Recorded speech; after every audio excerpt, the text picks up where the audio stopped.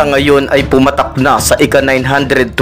days ang nangyayaring patuloy na salpukan sa pagitan ng Russia at Ukrainian forces. At ilan sa mga latest na update kaugnay nito ay ang isinagawang itinuturing sa ngayon bilang ang pinakamalaking drone attack na inilunsad ng Kyiv laban sa kalupaan ng mga Ruso. Ayon sa ulat na mula mismo sa inilabas na pahayag ng Defense Ministry ng Moscow ay aabot sa bilang na 144 units na mga Ukrainian drone ang pinasugod ng pwersa ng Ukraine laban nga sa mismong kabisera ng Moscow at ang ilan ay patungo naman sa ilang parte pa ng Western Russia. At kaugnay nga sa bilang na ito ay idinagdag din ng depensa ng mga Ruso na ang 20 units sa mga nabanggit na drones ay kanila umanong na-shutdown sa Kapitolyo ng Moscow at 124 units naman sa iba pang mga rehiyon.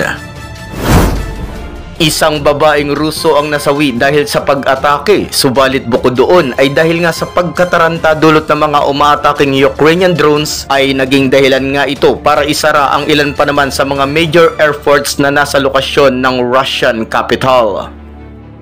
Sa balitang ito, bagamat hindi nga ganon kalaki ang damage na nagagawa ng mga Ukrainian drones laban sa lugar ng mga Ruso, ay mapapansing tila ay unti-unti na talagang palaki ng palaki ang isinasagawang pag-atake ng Ukrainian forces laban nga sa mismo pang pangunahing lungsod ni Putin.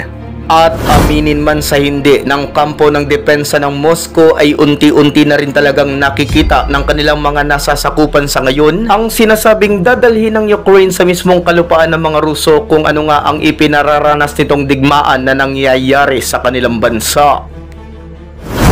Pagdako naman sa kabilang panig ay meron namang claim ang side ng Russia at ito ay ang kanila umanong inisyal na pagkakakubkob sa lugar ng Novorodivka na isang ang bayan na may layo lang na 20 kilometers ang distansya patungong silangang parte ng strategically important settlements ng Pokrovsk. At bukod pa sa Novorodivka ay base pa rin sa pinaka-latest na report ng Russian side ay kanila na din umanong napasakamay ang isa pang village na may pangalang Memrik na ang layo naman mula sa Pokrovsk ay tinatayang nasa 12 milya na lamang.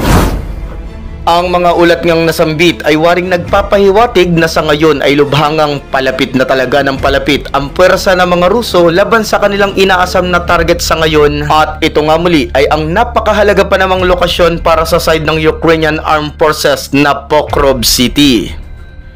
Mga kataps, natalakay na natin itong mga nakaraan na kaya napaka-importante ng Pokrovsk para sa sandatahan ng Kyiv sapagkat ito ang lugar na nagsisilbi bilang ang kanilang supply hub o ito nga ang lokasyon na siyang animoy intersection ng ilan sa kanilang mga supply highways patungo naman sa mga syudad na nasa Donetsk Oblast. Kaya't sakaling lubos na nga itong mapasailalim sa kontrol ng mga Russian invaders ay mapipilitan ngang mag-retreat ang pwersa ng Ukraine mula sa lungsod ng Chasiv Yar at inaasahang dahil dito ay mapapalapit nga ang frontline sa bayan naman ng Kramatorsk. Isang paalala lang muna para sa ating mga manonood, bagamat siguro inyo namang napapansin na sa simula't simula ayon lamang sa aking sariling pananaw at saloobin ay mas nakalalamang sa aking pinapanigan ay yung side ng sinasakop kesa nga doon sa puwersang nananakop. Subalit mga kataps, bagamat inamin na nga natin na mas panig tayo sa Ukraine ay sanay maintindihan ng ilan na kailangan nga nating i-report o ipahayag din ang naging kalamangan o ang nagiging pag-usad ng puwersa ng Russia upang sa gayon ay hindi nga maligaw sa katotohanan ang ating mga taga-subaybay ukol sa tunay talagang nagaganap sa ngayon sa patuloy pa ring nangyayaring salpukan kaugnay sa Russo-Ukrainian War. At mabalik na nga tayo sa ating talakayan. Kung sa panig ng Russia kaugnay sa kanilang inilabas na report ay patuloy na nga silang umuusad para mapasakamay ang Pokrovsk, ay pagdating naman sa salaysay na ngayon tumatayong pinakamataas na general ng Ukraine na si General Alexander Syrsky ay napakalaki din naman umano ng kanilang nagawa para nga pabagalin ang opensiba ng mga Ruso patungo sa Donetsk Oblast. Base sa interview ng CNN kay General Syrsky, bagamat inaamin nga nito na sa ngayon ay napaka-komplikado at sobrang igting lang labang kinakaharap nila sa Eastern Front para nga depensahan ang Pokrovsk, ay sa kabila niyon ay maayos umanong gumana ang kanilang naging mga estratehiya o mga plano na siyang nagresulta kaya't kung bakit sa loob umano ng nakalipas na 6 na araw ay hindi nga nakausad o wala ni isang katiting na metrong kalupaan ang ngayon napasakamay ng mga Ruso patungo sa direksyon ng Pokrovsk. Sinabi din sa naturang panayam ni Syrskyi na kapansin-pansing ang idineploy talaga ng Russian Armed Forces patungong area ng Pokrovsk ay iyon ngang mga well-trained units ng mga sundalong Ruso na isang ngang malinaw na indikasyon na sa ngayon ay pinagpopokusan nga ni Putin na talagang mapasa kamay nila ang mahalagang nabanggit na syudad ng Pokrovsk. Pero ayon pa rin sa top general ng Ukraine na bagamat paspasang ipinupush ng kanilang mga kalaban na lubusang makuha ang lugar, ay hindi nga umano sila basta-basta na lang makapapayag at gagawin daw nila ang lahat ng kinakailangan para nga madepensahan ang importante nilang area. At sa huli pang bahagi ay idinagdag din ni Syrskyi na ang kanilang pagsalakay sa loob ng Russian Kursk region ay isa din talaga sa pinaka naging rason kung bakit nabinbin ang opensa ng Moscow sa Eastern Front at kung bakit napahina nila kahit papaano ang abilidad ng mga Ruso na magmaneuver at mag-deploy ng kanilang mga reinforcement patungo sa iba pang mga direksyon. Sa mas maiintindihang pagpapaliwanag ay habang sinasabi nga ni Russian President Vladimir Putin na bigo ang Ukraine na i-divert o ilihis ang isinasagawa nilang opensa sa Donetsk Oblast dahil sa ginawang paglusob ng mga Ukrainian troops laban sa Kursk, ay ayon naman sa panig ng depensa ng Kyiv ay naging epektibo umano ang kanilang incursion para maantala ang kabuuang focus ng mga Ruso sa silangang bahagi ng sinasakop na nasyon. At bilang supporting statement pa sa bagay na ito ay tinuran din ni Ukrainian President Volodymyr Zelensky na sa ngayon ay napilitan ngang hugutin ni Putin ang aabot sa 60,000 na mga Russian troops para nga lamang sagupain o kaharapin ang pwersa ng mga Ukrainians na sa kasalukuyan ay nasa loob pa rin ng Kursk region.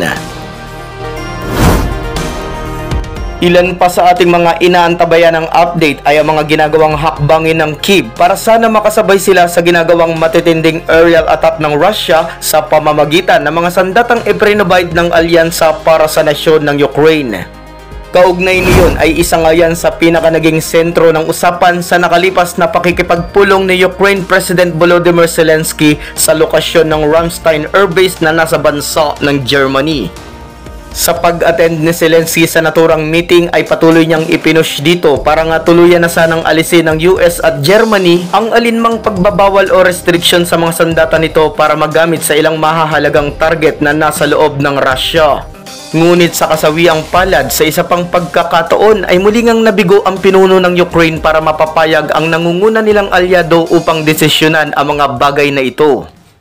Ayon kasi sa pinakahuling salaysay ng US Defense Secretary na si Lloyd Austin ay hindi naman umano magsisilbing game changer sakaling bigyan man nila ng permission ang side ng Kyiv na gamitin ang armas na ibinigay nila patungong kalupaan ng mga Ruso, sapagkat sa ngayon nga raw ay nauna nang iniatras o inilayo na ng Russian forces ang ilan nitong mga aircrafts na siyang nagbabagsak ng mga glide bombs laban sa teritoryo ng Ukraine papunta sa lokasyon na hindi na rin kaya umanong abutin pa ng mga US ATACMS missile system.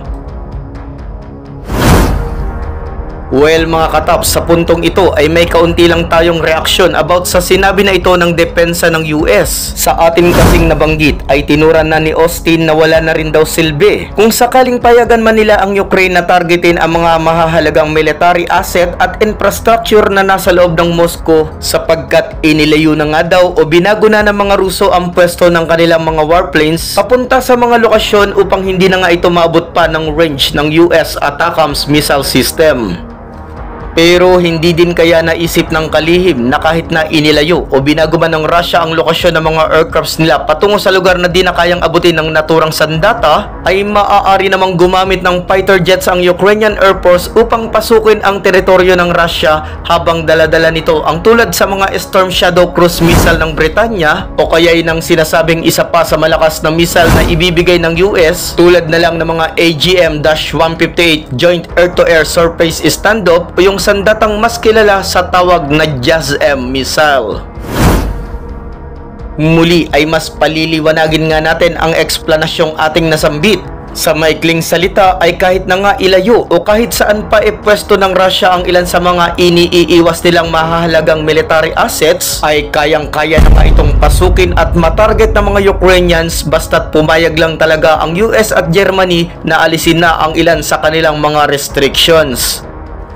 Ayon sa pag-aaral pa at obserbasyon ng karamihan sa mga batikang war analyst ay tiyak na magiging patas na ang labanan at siguradong kahit papaano'y makakasabay na ang side ng Kyiv sa oras nga na mailip na ang paglilimita ng mga sandata ng alyansa para tuluyan na itong gamitin sa loob mismo ng teritoryo ng mga Ruso.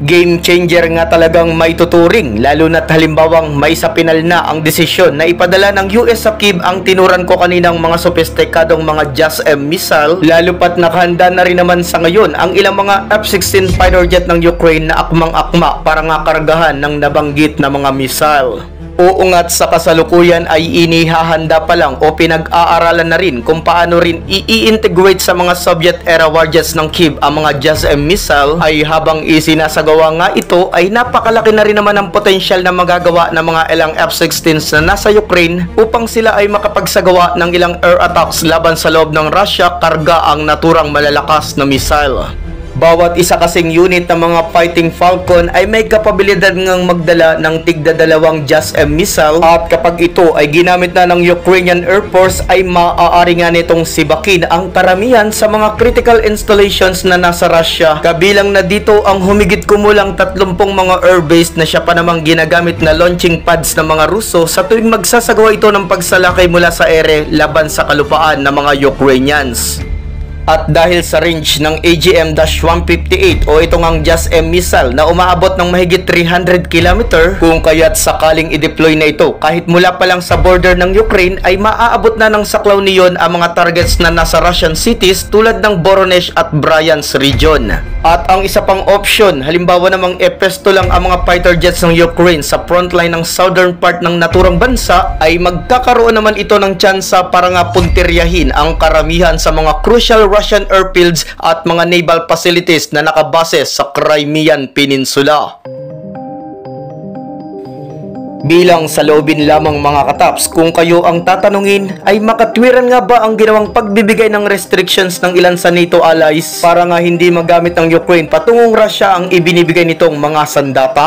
Subalit ang nakikita natin dito ay hindi nga din ito patas, sapagkat kung inyong oobserbahan ay hindi nga ba't ang ilan din sa mga suicide drone na ibinigay ng Iran sa Russia ay ginagamit nito ng walang patumangga laban sa teritoryo ng Ukraine. Bukod pa dito ay lumabas din sa ilang mga nakalipas na report na maging ang mga missile na mula naman sa North Korea ay ginamit na din nga ng mga Ruso laban sa loob ng Kyiv. Kaya't kung ganito naman pala ang sistema na kung pwede gamitin ni Putin ang ilang ibinigay na sandata ng kanilang mga kasangga patungo sa loob ng Ukraine, ay bakit nga ba sa side ng Kyiv ay pinagbabawalan silang gumamit ng malalakas na sandata ng NATO para naman gantihan ang ngayoy mga sunod-sunod at ilang mga matitinding aerial attack na gawa ng mga mananakop na Russian forces?